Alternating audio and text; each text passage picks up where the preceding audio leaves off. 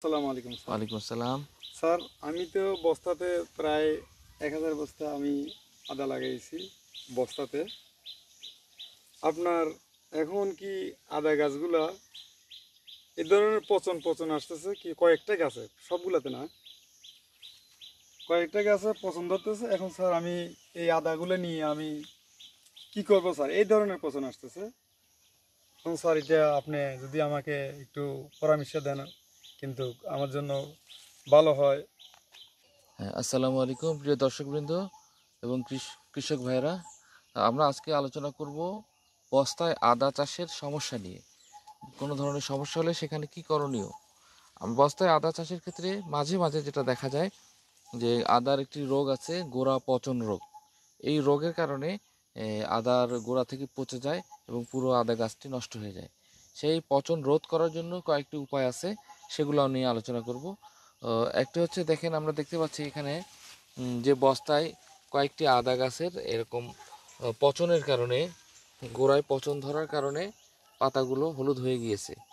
তো এইরকম যখনই আমরা বস্তায় দেখব এই সমস্যা, তখন করণীয় হচ্ছে, এক নাম্বার হচ্ছে আমার এখানে পটাশ সার, যেটি এমওপি সার দেওয়া হয়েছে কিনা একটু খেয়াল রাখতে হবে। যদি না দেওয়া থাকে অবশ্যই এমওপি সার দিতে হবে এবং প্রতি বস্তায় প্রায় আমরা 40 থেকে 50 গ্রাম করে এমওপি সার দিতে পারি। আচ্ছা, তারপরে যদি দেয়া থাকে তাহলে পরবর্তীতে উপরি প্রয়োগ হিসাবে, অর্থাৎ বেজা টপ ড্রেসিং হিসাবে আমরা 10 থেকে 15 গ্রাম বা 20 গ্রাম পরিমাণ এই পটাশ সার দিব।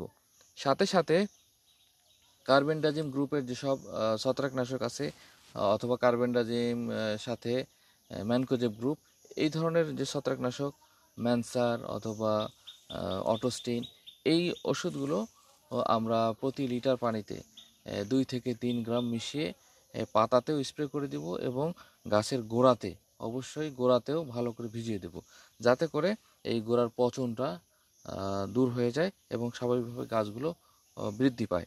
আর পটাশ সার দিলে শারীরিকভাবে সে ভিতর থেকেই একটি শক্তি পাবে, এনার্জি পাবে এবং রোগ প্রতিরোধ ক্ষমতা বাড়বে। এভাবে করে আমরা এই পচনটা রোধ করতে পারি। সাথে সাথে আরেকটি বিষয় খেয়াল রাখতে হবে যে এখন বর্ষাকাল, অর্থাৎ এই জুলাই আগস্ট মাসে, এই সময়গুলোতে যদি বেশি পরিমাণ বৃষ্টিপাত হয় অথবা একটানা কয়েকদিন বৃষ্টিপাত হয়, তখন এই ধরনের সমস্যা বৃদ্ধি পায়।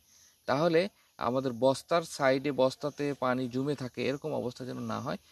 প্রয়োজনে প্রতিটি বস্তাতে একটি দুটি করে ছিদ্র করে দিতে হবে, যাতে করে অতিরিক্ত পানিগুলো দ্রুত নিষ্কাশিত হয়ে যেতে পারে। তাহলে আপনার এই বস্তায় যে আদা চাষ, এটা সফল হবে এবং আপনার আদা পচন থেকে রক্ষা পাবে। সবাইকে অসংখ্য ধন্যবাদ। আসসালামু আলাইকুম।